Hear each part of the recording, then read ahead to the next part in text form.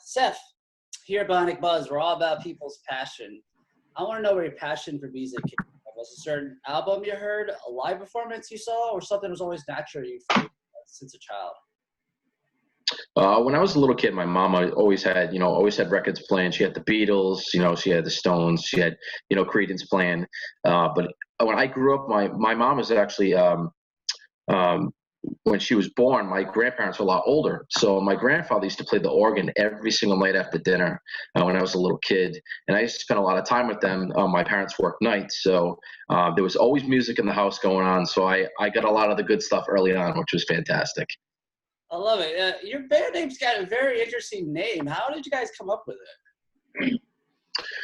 When I was in college, when we got the whole thing going, it was funny. We entered into a battle of the bands, and we were at another show before it happened, and the promoter came up to us and said, "Hey, happy you guys are on the show. What's your band name?" And everyone turned to me and looked at me and was like, "So I've always kind of been involved in the aspect of kind of karma, what goes around comes around and stuff, and so cycle to me was always about, what you put out into the universe, you'll hopefully get back. So it was really kind of finding itself in that circle. So that's kind of where it came from, the psychology of karma. Yeah, I kind of get that in some of your lyrics too. You guys have a new album coming out, Kill the Machine, dropping June 12th. But I want to talk about your last EP. I think it was called Surfaces, right? And you had a song on there called Face the Fire. I love the guitar riff, uplifting lyrics. Talk about that song. Sure. So Face the Fire for me, I've worked my whole life, and even when I was a little kid, in behavioral health. And I've seen, whether it's personally and professionally, working with people and helping people in what I've done, that sometimes it's okay to look at people who have gotten through things, have been successful, and to have found their way through stuff. So to me, it was really about conveying that message of hope that people are in that moment of either solitude, or they feel like they're alone. There are other people who have found ways to be successful in difficult times, and that's really where that song came from. Very cool. And you also did an acoustic version of it. I think it was like a Facebook Live thing. And do you ever think about doing like a recorded version of it? We talked about it actually. When we were in the studio actually doing Kill the Machine, we had talked about possibly doing a couple of tunes acoustic. And with everything, especially with the virus and everything happening right now, we've all done a lot of acoustic. We actually just had our first rehearsal after 3 months this past weekend, because we're going to be doing a Facebook Live concert when the album drops, all acoustic, full band. So we'll have some videos of that coming up too. Wow, that's going to be cool. All right, well, let's talk about, you actually have a song called Kill the Machine from the album coming out. It's a great song. You actually dropped a lyric video for it on your YouTube page. You got some interesting lyrics in there. All the true fanatics, the problematic seed. That's pretty deep. I love that. Talk about the meaning of the song. Sure. So Kill the Machine, it was funny. It was written very early on in the album process. And for us, it was the rallying point for the whole entire album. And I think that's what really kicked everything off for us to write the rest of the album. And it's really about outside influence. It's about us appreciating each other's individuality, our thoughts. I always say you can love people, but we don't have to love everything about them, but that's okay. It's what makes us who we are. If we want, we'd be perfect. It's, the little idiosyncrasies of who we are as people that makes us love them and be attracted or drawn to people. And for me, that song was really about knowing your circle, knowing your beliefs, and standing up for them and being okay with it, and watching those people that are finding their way into your circle to pull you out of what you believe and what you stand up for.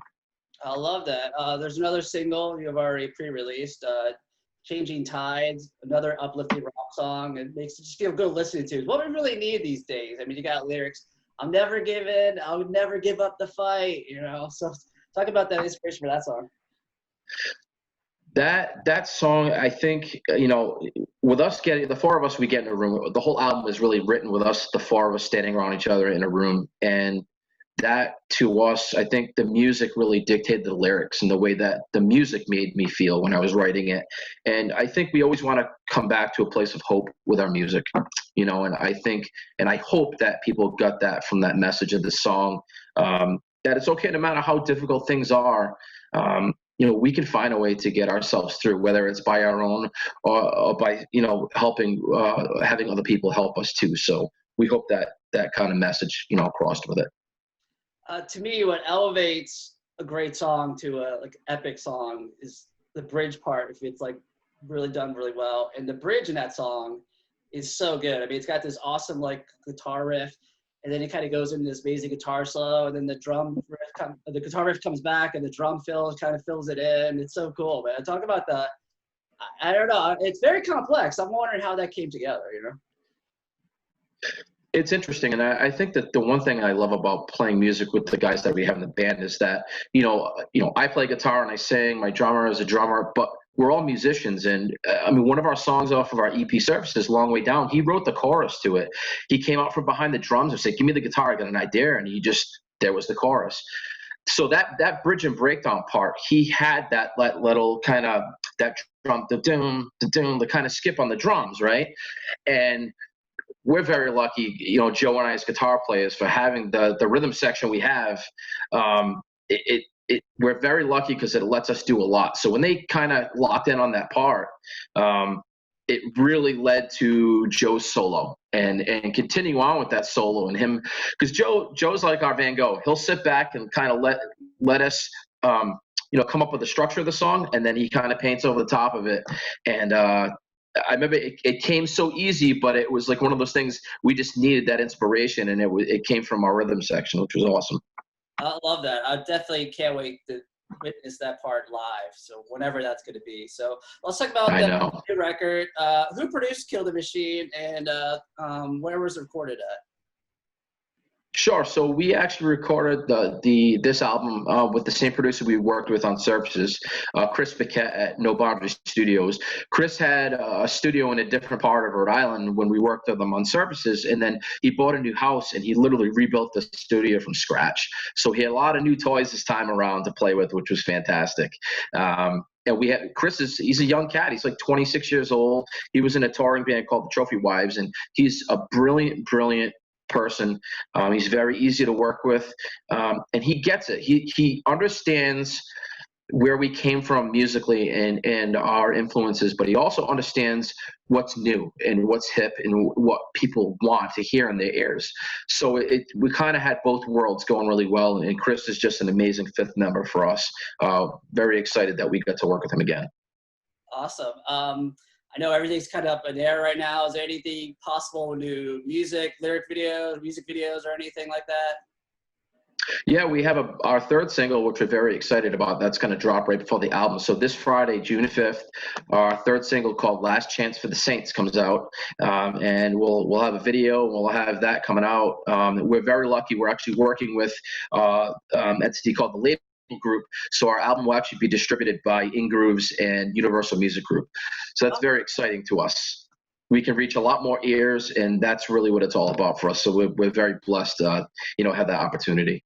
I love that. Like I said, big fan of you guys. I think just uplifting rock music is what we need this day and age. Where can people follow you on social media? And you said you're doing a Facebook Live thing on June 12th too? Yep. So the night of June 12th, we're going to do a Facebook Live acoustic concert. That'll be on Facebook Live. One thing we did was to make it easier to find us. So if you go to our website at psyclemusic.com, PSYCLE, before you even get into the website, there's a clickable links for pretty much every kind of social media, Amazon, iTunes, the whole business right there before you even get in. So it make it pretty easy. I love it, man. All right, man. Well, let's keep in touch. Thank you so much. I really appreciate the time and so much that you give back to so many of us, kind of spreading the word. We need all of it we can get. So